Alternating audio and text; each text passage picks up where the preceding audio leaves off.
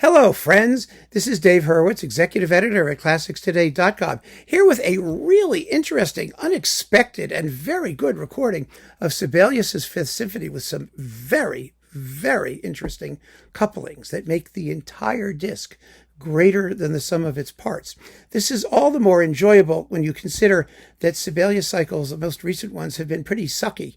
We've got Klaus Mekela, and then there's what's his name, Santu Matthias Ruvali, whatever his name is. Ugh. There's another one. These cycles, generally speaking, they've been up, they've been down, they've been all over the place. I don't know if this is going to be a cycle. Frankly, I kind of hope not, although you never know, because it's been a while since Ondine did a Sibelius cycle. But the last one with Segerstam is going to be pretty hard to beat. So we'll see what happens. Anyway, the Fifth Symphony is a very, very fine performance. It's this with, who's doing it? The Finnish Radio Symphony Orchestra under Nicholas Collon, however you put colon, transverse colon, descending colon, whatever his name is, Nicholas Collon. He's really good with this.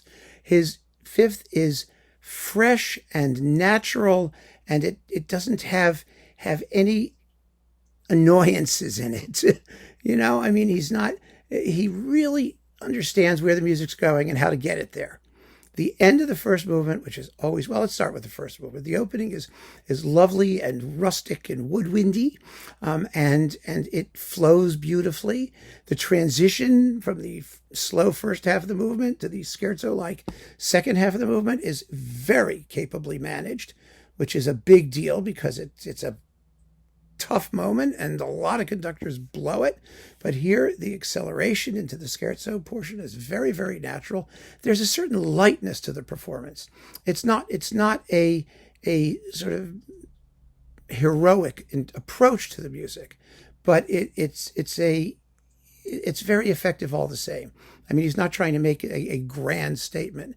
He's just letting the music do its thing, which is a wonderful thing when you don't get in the way. It really is, because the music knows what it's doing. The end of the first movement is as well done as you will ever hear it done. I am not kidding. And this is also a passage that even the best Sibelius conductors sometimes just blow it. It really, really rocks. It gets faster and faster, and then you hear da, da, da. The triple forte timpani, batatam, really comes in. You actually have that timpani smashing. And then when they're doing their da, da, dum, bum, bum, bum, and the trumpets and the strings going cha, cha, cha, cha, cha, cha, cha, cha, cha, cha, cha, like this, it's all beautifully balanced. The trumpets aren't too weak. They're not too strong too early. And when you get to the big, big prestissimo ending, the timpani going bong, da, da, da, da, da, bong, da, da, da, da, da, bong, da, da, da. You've got all of those accents and oh wow. And it's all together at the end, da, da, da, dum, like that. It's impressive. It's really impressive. The slow movement is lovely. It has that bucolic, carefree quality, except for the couple cloudy moments.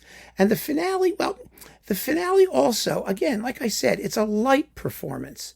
The strings don't dig into the opening of the finale as much as they might, but the whole thing it's moving. It moves very, very well, and more importantly, rather than having the opening be this sort of glorious apotheosis, which means that the second half of the movement is really kind of a letdown as often as not, because you hear the same thing, but it's not as quick and it's not as beautiful as the first time. The second half of the movement is the highlight, which is kind of a good thing because that's the end of the symphony. You really want the ending to sound great, and the ending sounds great. He does a huge build-up with the brass and the strings, and then when the tension is released, and that bum ba bum do do dum, the tempo increases. There's a real uprush of satisfaction at the end, and those last chords are beautifully paced. They're not separated by such long pauses that you keep thinking the thing's over and you're wondering why it isn't. It's very smart. It's really well done. So that's worth hearing. But what makes this disc even better, frankly, than the Fifth Symphony is the stuff that comes with it.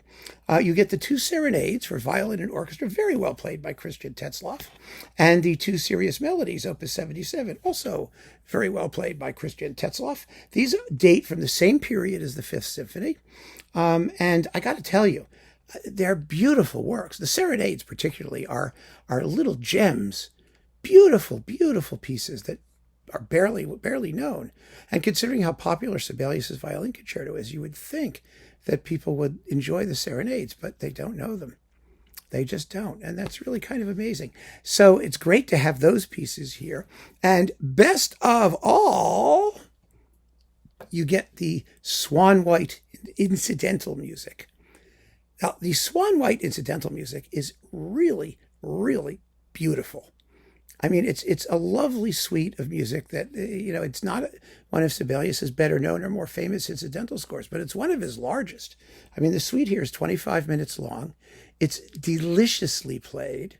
The opening movement is a peacock, and the castanets do the cluckety-cluck of its beak, and the second movement is the harp, and it's actually, here's the kicker, thematically related to the second movement of the Fifth Symphony. It sort of does a do do do do do do do do do do do do do. It does one of those things. Not exactly the same, but it's close enough that you hear the similarity, and so that makes the Swan White music, which came first by a few years, a perfect coupling to the Fifth Symphony. It's exciting to have that music featured the way it should be as one of Sibelius's great scores of incidental music. It really is. And it fits so well with the other things on the program. So that makes the whole album a Sibelian delight. Period. Well recorded, gorgeously conducted, wonderfully well played. It's just a real treat for Sibelius folk. I recommend it highly, and I think you'll enjoy it very, very much. So keep on listening, friends. Thank you so much for joining me. Take care.